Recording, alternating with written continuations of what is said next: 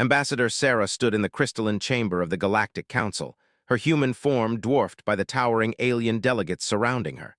The air hummed with translation fields, converting thousands of alien languages into comprehensible speech.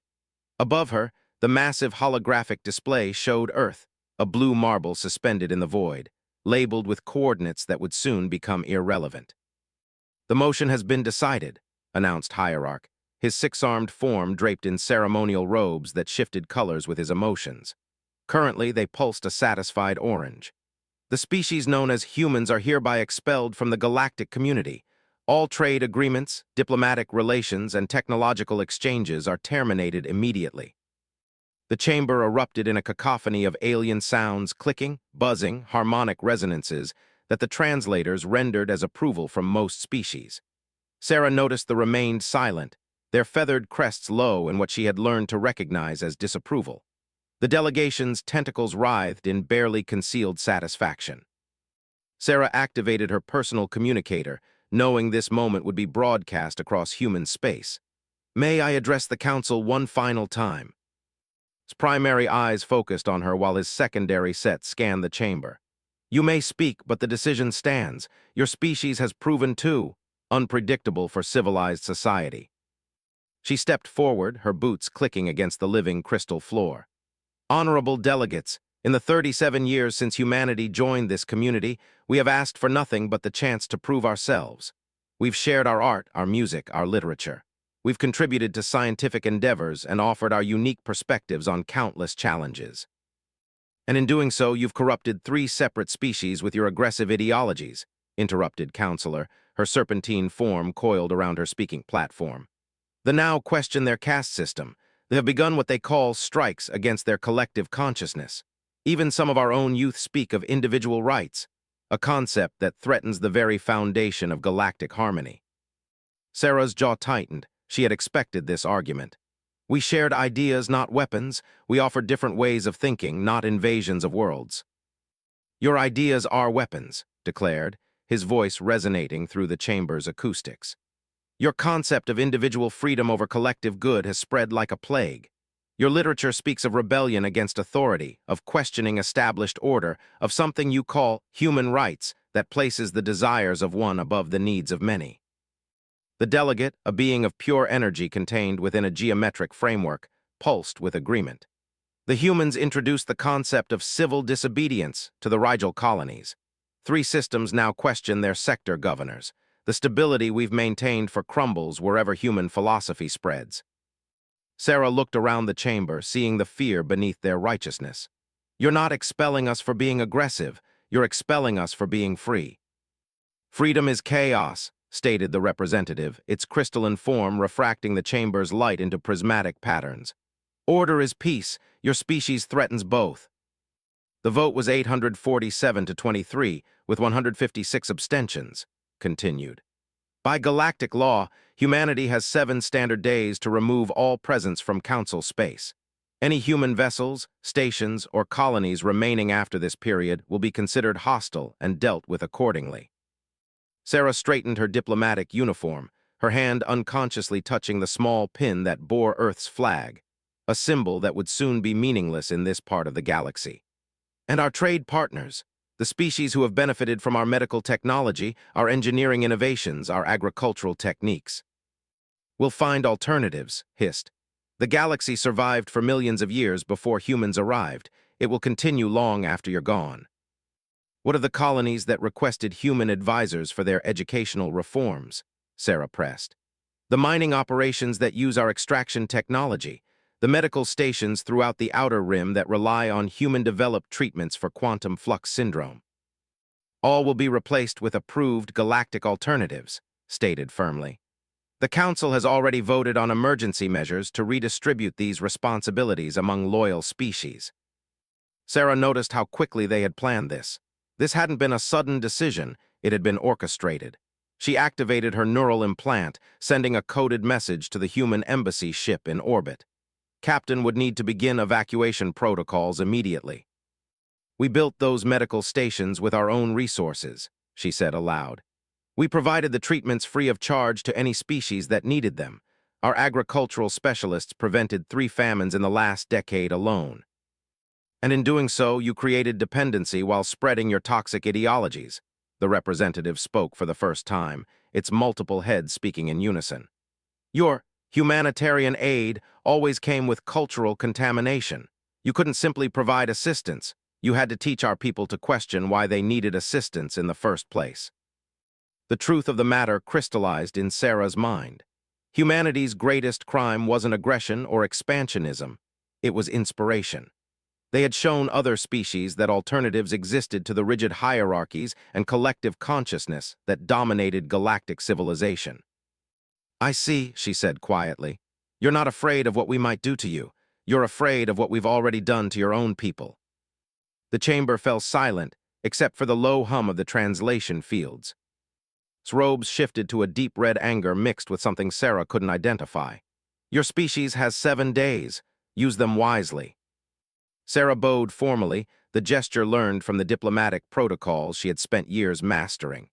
The human delegation acknowledges the Council's decision. We will comply with your timeline. As she turned to leave, she caught sight of the delegate elder whose feathered form seemed smaller than usual. Their eyes met for a moment, and she saw something that might have been regret, or perhaps it was envy. The great doors of the council chamber sealed behind her with a resonance that felt final. In the antechamber, her aide was already coordinating with the embassy's communication array. "Ambassador," he said urgently, "we're receiving priority transmissions from Earth, Mars, and the outer colonies.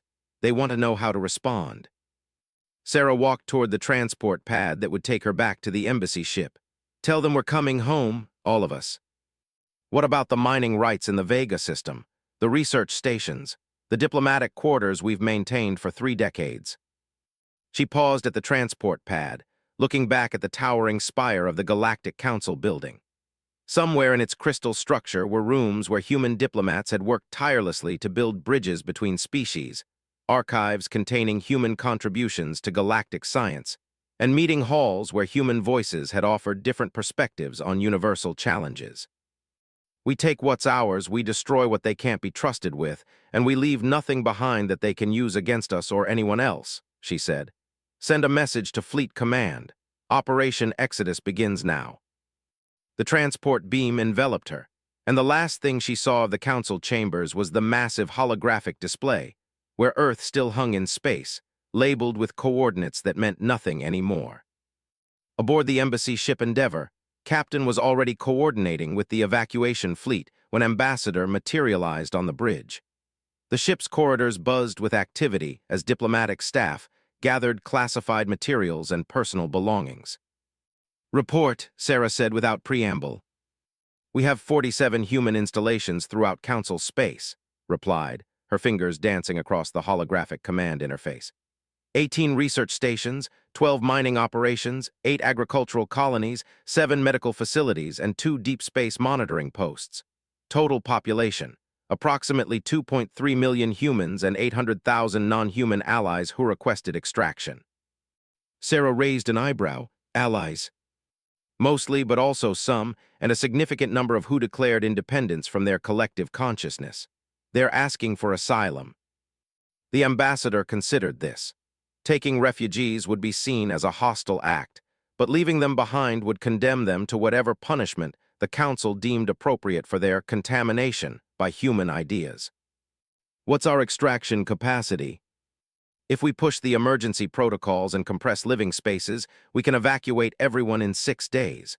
But Sarah," paused, using the ambassador's first name as she did only in private, "we're going to have to leave behind a lot of infrastructure.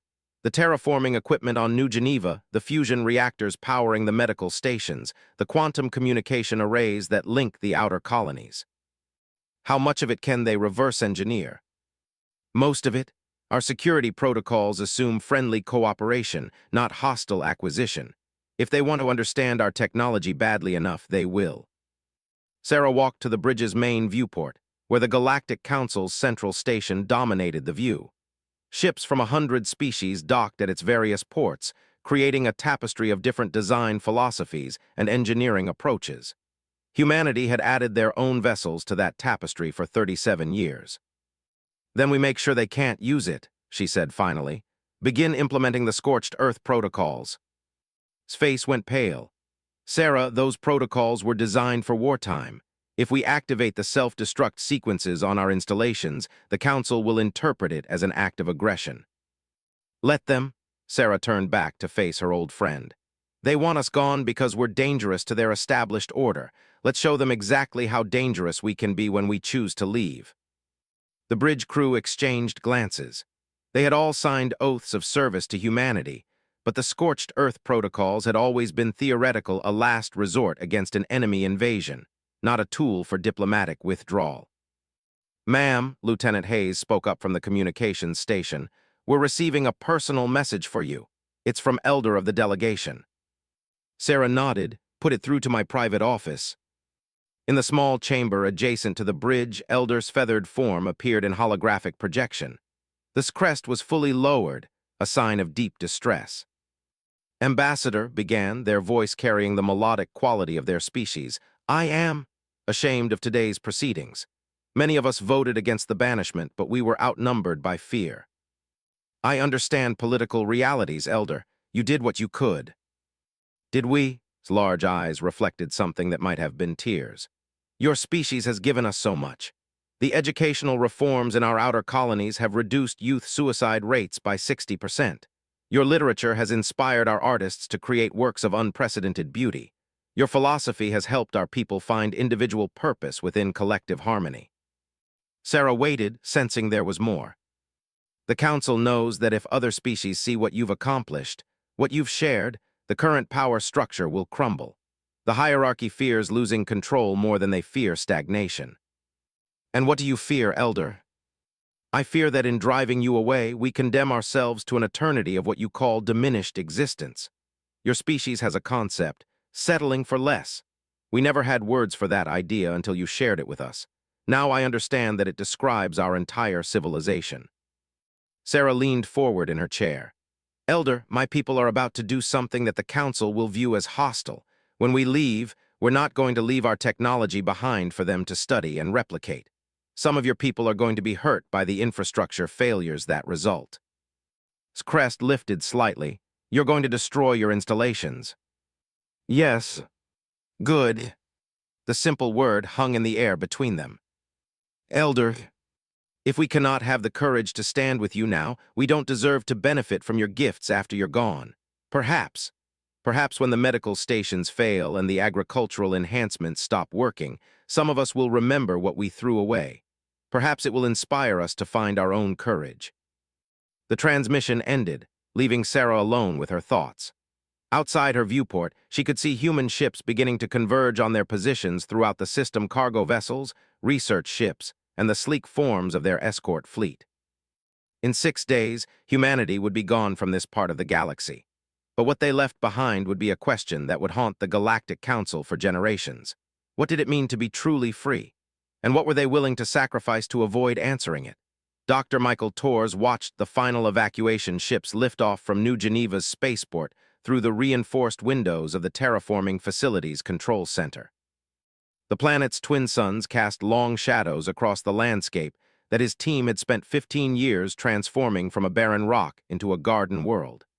The atmospheric processors hummed with quiet efficiency, their systems converting the thin air into something that could support not just human life, but the diverse ecosystem they had carefully cultivated. In 18 hours, it would all be gone.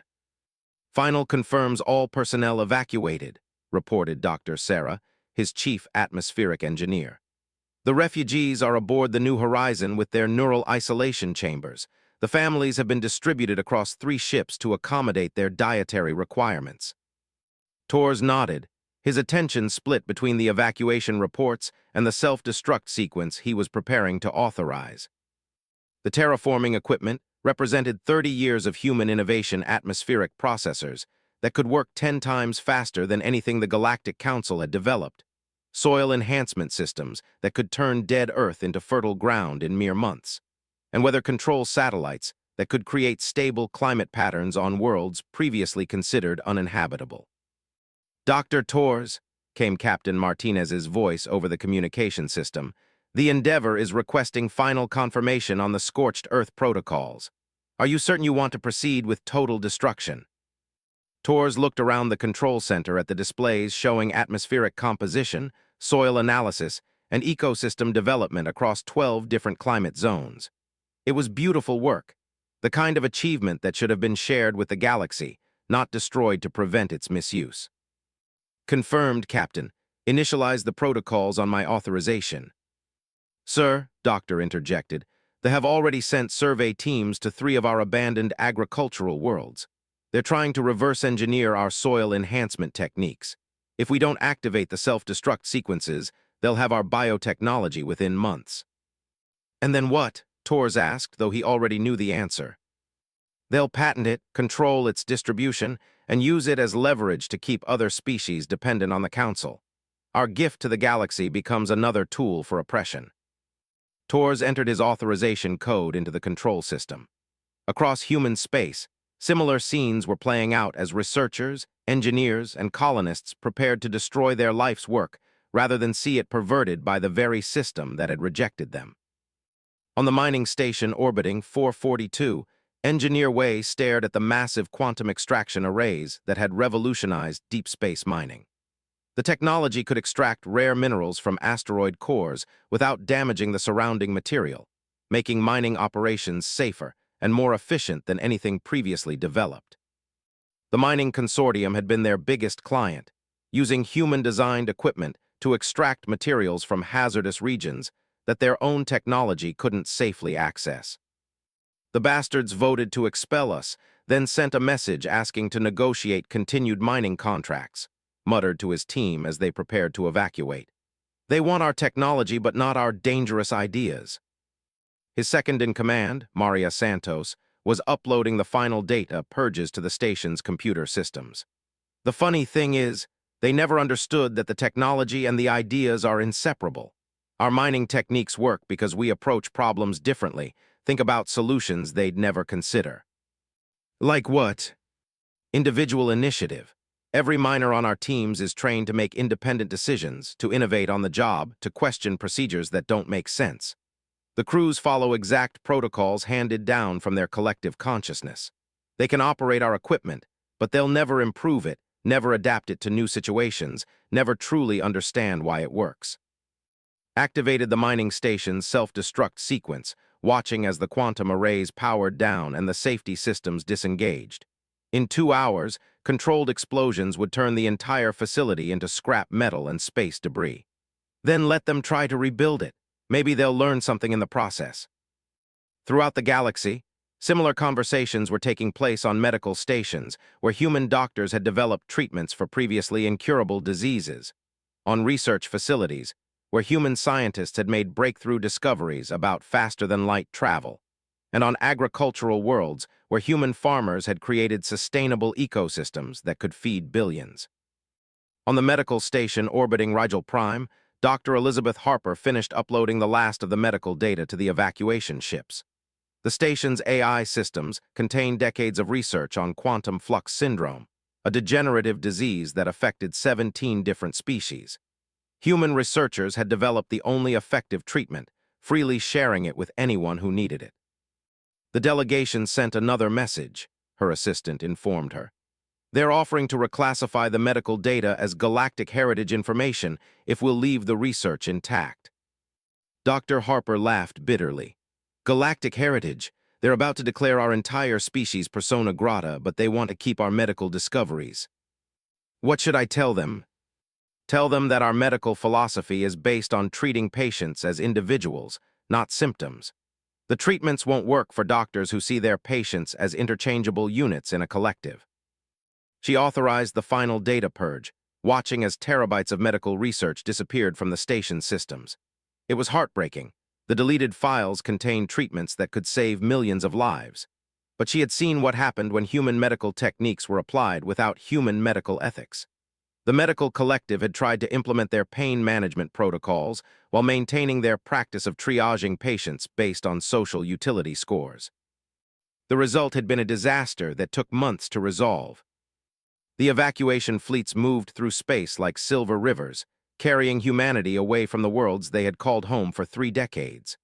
Behind them, Automated systems counted down to destruction, while ahead of them lay the uncertain prospect of isolation. Admiral Wei stood on the bridge of the dreadnought Defiance, watching the evacuation convoy stretch across several light-years of space.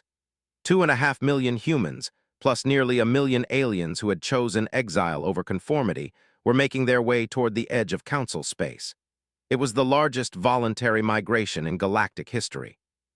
"Admiral," reported his intelligence officer, Commander Park, "we're detecting increased Council fleet movements along our projected route. They're not trying to intercept us, but they're clearly tracking our progress." "Any communications from the Council fleets?" "No direct contact, but we're intercepting their internal communications. They're referring to us as the Exodus Fleet and debating whether to demand inspection rights for our cargo ships." Smiled grimly. "Let them demand. By the time they work up the courage to actually stop us, we'll be long gone." The Defiance and her sister ships had originally been built as exploration vessels, designed to push the boundaries of known space and establish first contact with new species. Now they served as shepherds for humanity's departure from galactic civilization. It was fitting. In a way, they had always been meant to go where others couldn't or wouldn't follow. "Sir," the communications officer reported, "we're receiving a broad-spectrum transmission from the Council chambers. It's addressed to the entire evacuation fleet." "Put it through." Hierarch's image appeared on the main screen, his ceremonial robes now a deep purple that recognized as a color associated with formal proclamations. "Human vessels, this is the Galactic Council. Your departure from Council space has been noted and approved. However, we must protest the destruction of infrastructure on worlds under Council protection. Your actions have caused significant disruption to established supply chains and violated several treaties regarding shared resources." Activated the response channel. "This is Admiral Wei of the Human Exodus Fleet. We are removing only property that belongs to us and technology that we developed. Council species are welcome to develop their own alternatives." The medical station orbiting Rigel Prime served 12 different species. Its destruction has left millions without access to quantum flux syndrome treatment. Then perhaps the Council should have considered that before voting to expel the doctors who developed that treatment. There was a pause in the transmission. Could imagine the emergency sessions taking place in the Council chambers as they realized the full scope of what they had lost. "Admiral," continued, "the Council is prepared to negotiate a special status for human medical and agricultural personnel. Essential services could continue under modified diplomatic arrangements." "You want our knowledge but not our people. You want our gifts but not our ideas," leaned forward in his command chair. "We offered partnership and you chose exile. Live with your choice." The transmission cut off, leaving the bridge crew in silence. "Think they'll try to stop us?" Commander Park asked. "No," replied. "They're too afraid of what we might do if they actually forced a confrontation. Besides, they still don't understand what they've really lost." "Sir?" "They think we're taking our technology and leaving them with a temporary inconvenience. They don't realize that we were never the real threat to their system." Called up a tactical display showing the evacuation routes. Scattered throughout the convoy were ships carrying the real treasures of human civilization, not the technology that could be reverse-engineered, but the ideas that couldn't be contained. Teachers who had shown alien students how to think critically about their own societies. Artists who had demonstrated that individual expression could coexist with collective harmony. Philosophers who had asked questions that challenged fundamental assumptions about authority and freedom. Engineers who had proven that innovation came from questioning established methods. They're not evacuating because they're afraid of Council retaliation," realized aloud. "They're evacuating because they've learned something from us that they can't unlearn. And every day they stay in Council space, they'll contaminate more of their own people with dangerous ideas about individual worth and personal freedom." "You think there will be others?" Watch the convoy ships on his display, each one carrying not just refugees, but the seeds of change that would eventually grow beyond the Council's ability to control.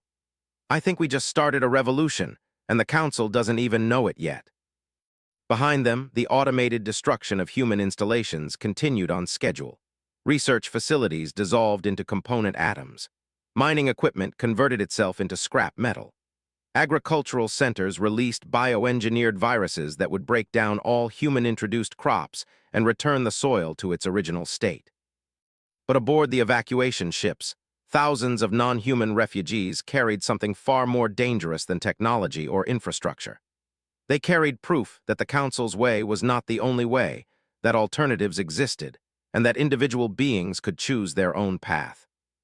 The Galactic Council had tried to solve their human problem by making it go away. Instead, they had just scattered the solution across the galaxy, carried in the minds of every refugee who had chosen freedom over security. And in the vast emptiness of unexplored space that lay beyond Council borders, humanity was about to discover just how far their dangerous ideas could take them when they were no longer constrained by the need to play nicely with others. The exodus was ending. The real adventure was just beginning. 15 years had passed since the last human ship crossed the boundary of Council space. In the unexplored regions beyond the galactic rim, humanity had not merely survived their exile. They had thrived in ways that would have terrified the Council had they known what was happening in the darkness between the stars. Captain Sarah, now Admiral of the New Horizon Fleet, stood in the observation deck of the massive station they had built around a rogue planet in the void between galaxies. New Terra Station was nothing like the sterile, regulated facilities of Council space. It was organic, growing, alive with the kind of chaotic energy that came from thousands of different minds working together without central authority. "Admiral," came the voice of Dr. Wei, who had transitioned from mining engineer to lead architect of humanity's new infrastructure projects. "The latest reports from the exploration fleets are coming in. You're going to want to see this." Followed him to the central command center, where holographic displays showed a three-dimensional map of the galaxy from an external perspective. Red dots marked known Council territories, while blue indicators showed the expanding sphere of human influence in the galactic void. "We've made contact with 17 new species in the past 6 months, Doctor reported, highlighting clusters of yellow markers beyond the galaxy's spiral arms. "None of them have ever heard of the Galactic Council. Most of them didn't even know there was organized civilization inside the galaxy." "Studied the display. What kind of species?" "Remarkable ones. The Void Walkers exist as pure energy beings who travel between dimensions. The crystal minds are silicon-based intelligences that think on geological timescales. The Star Shepherds actually move stellar systems to create optimal conditions for life. And Admiral," paused dramatically, "they all want to learn from us." "Learn what?" "Everything. Our technology, our philosophy, our approach to cooperation between different species. The Council spent building a system based on control and conformity. We've spent 15 years building something based on cooperation and diversity." Activated a communication link to the exploration ship Wanderer, commanded by Captain Tors, daughter of the terraforming expert who had sacrificed New Geneva for the greater good. The young captain's image appeared, with something that looked like excitement barely contained in her expression. "Report, Captain Tors." "Admiral, we've just completed first contact with a species called the Architects. They're incredible. They don't just build on planets, they build planets. They can restructure matter at the molecular level, create worlds optimized for specific types of life. But here's the important part. They've been isolated for centuries because they refused to submit to something called the Great Order." Exchanged glances with the Great Order. "The Galactic Council, Admiral. The Architects have been hiding beyond the galactic rim for over 2,000 years because the Council demanded they surrender their world-building technology to central authority. They chose exile over submission." "And now?" Tors smiled. "Now they want to join our alliance. They say they've been waiting for someone to prove that cooperation doesn't require surrendering individuality." The communication ended, leaving to contemplate the implications. In their exile, humanity hadn't just survived. They had discovered an entire shadow galaxy of species that had rejected the Council's authority. Refugees, exiles, and freethinkers who had chosen the uncertainty of the void over the security of submission. "How many species are we talking about?" "At least 47 confirmed, probably twice that many once we complete our current exploration missions. And Admiral, they all have technologies the Council has never seen. The Void Walkers can travel faster than anything in known space. The Architects can create perfect worlds in decades instead of. The Star Shepherds have mastered stellar engineering on a scale that makes our terraforming look like gardening. Walked to the viewport, looking out at the construction yards where new ships were being built. Unlike the standardized designs mandated by council regulations, human vessels had evolved into something organic and beautiful. Each ship was unique, designed by its crew for its specific mission, incorporating technologies traded from dozens of different species. Doctor, what's our total population now? Approximately 15 million humans, plus about 40 million allied species members across our settlements. We're growing exponentially, not just through birth rates, but through immigration. Species are seeking us out, wanting to join our alliance. And the Council activated a different display, showing intelligence reports from the galactic interior. They're having problems, Admiral, serious problems. The display showed economic disruption markers scattered throughout Council space.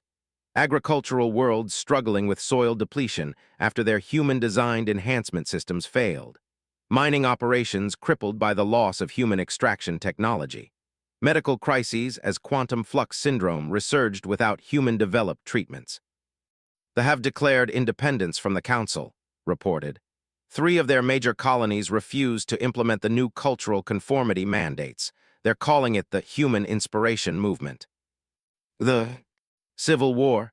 Half their collective consciousness wants to rejoin the Council system, the other half is demanding individual rights. The fighting has been going on for 3 years now.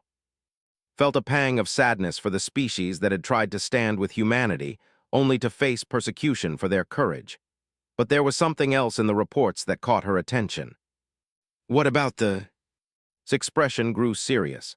That's where it gets interesting, Admiral. The caste system has collapsed entirely.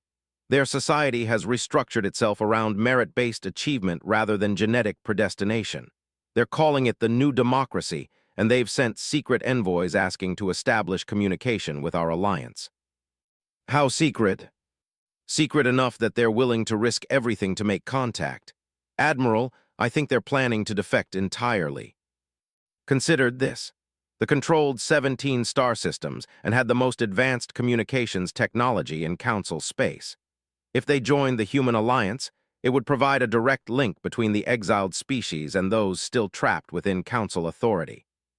Set up the meeting, but make sure they understand what they're risking. I think they already do, Admiral. The message they sent included a quote from one of our philosophers. The price of freedom is the courage to accept its responsibilities. They know what they're choosing. 3 weeks later, the secret meeting took place on an asteroid station in neutral space, the same region where human mining operations had once extracted rare minerals for Council use. Admiral found herself facing a delegation of who bore little resemblance to the rigid caste system representatives she remembered from the Council chambers. Elder N, formerly a lower caste engineer who had risen to leadership through merit rather than birth, spoke for the delegation. Admiral, our society has what your people would call a revolution. We have seen what your alliance offers: cooperation without domination, technology without control, progress without conformity. We want to join you. Elder N, you understand that leaving Council space means giving up the security and stability that system provides. Out here, in the void, we face uncertainties that the Council's controlled environment eliminates. We understand, Admiral. But we also understand that security without freedom is not security at all. It's simply a comfortable prison. The negotiations took 3 days, but the result was inevitable. The Commonwealth, as they now called themselves, would begin a gradual exodus from Council space, bringing with them their advanced communications technology and 17 star systems worth of resources. More importantly, they brought something else: detailed intelligence about the current state of Council civilization. The Council is fracturing, Eldarin reported during the final session. Species that never questioned authority are beginning to ask dangerous questions. The collective is experiencing individual consciousness emergence events. The energy beings are developing concepts of personal identity. Even the mining castes are beginning to question why they serve those who never work. The human contamination, murmured. Exactly. Your species introduced ideas that cannot be contained or controlled. Every species that interacted with humans carries traces of your philosophical infections. Those traces are now spreading through their populations, creating instability throughout Council space. Doctor leaned forward. What's the Council's response? Increased authoritarianism, control of information, mandatory ideological conformity testing. They're trying to create an ideological immune system against human influence, and paused. But ideas are not diseases that can be cured. They are seeds that grow in the darkness of repression. 6 months after the defection, Admiral stood once again in the observation deck of New Terra Station. But now she was looking at a very different galaxy. The holographic displays showed a network of communication relays stretching from the galactic rim deep into Council space. The technology had made it possible for the exiled Alliance to maintain contact with freedom movements throughout the galaxy. Admiral, reported Commander Park, now her intelligence chief, we're receiving reports of uprisings in 12 different Council sectors. The independence movement has spread to 6 species. The Civil War has inspired similar conflicts in 4 other collective consciousness societies. And Admiral, we're receiving formal requests for asylum from over 200 separate worlds. Studied the tactical display. The galaxy was changing, fragmenting into those who chose security under authority and those who risked everything for freedom. What's our response capacity? If we mobilize our entire transport fleet, we can evacuate maybe 50 worlds. But Admiral, that would expose our location and capabilities to Council forces. And if we don't respond, those freedom movements will be crushed, their populations subjected to enhanced ideological control measures, and the spark of human influence will be extinguished. Thought about the choice humanity had made 15 years ago to leave rather than fight, to preserve their principles rather than compromise them. Now other species faced the same choice, but they didn't have humanity's advantages. They didn't have access to unexplored space or alliance with 47 different exile species. Commander Park, send a message to all fleet commanders. We're going back. Admirals, the Council expelled us because our ideas were dangerous to their system. They were right, but they made one critical error. They assumed that by making us leave, they could contain the damage we had already done. Activated the fleet-wide communication system. All ships, all crews, all Alliance members, this is Admiral. 15 years ago, we left Council space because we chose freedom over subjugation. Today, we return for the same reason. Not to conquer or control, but to offer the same choice to any species brave enough to take it. She paused, looking out at the construction yards, where ships of 100 different designs were preparing for departure. The Galactic Council tried to banish Earth because they feared what we represented. They were right to fear us, but they forgot something important about dangerous ideas. They have a tendency to spread. And once an idea of freedom takes root, it becomes impossible to dig out. The fleet began to move, 47 different species working together toward a common goal that had nothing to do with conquest and everything to do with choice. Behind them, they left the magnificent civilization they had built in exile, a testament to what was possible when diverse minds worked together without central authority. Ahead lay the galaxy that had rejected them, now fracturing under the weight of the questions humanity had taught them to ask. The real revolution was just beginning.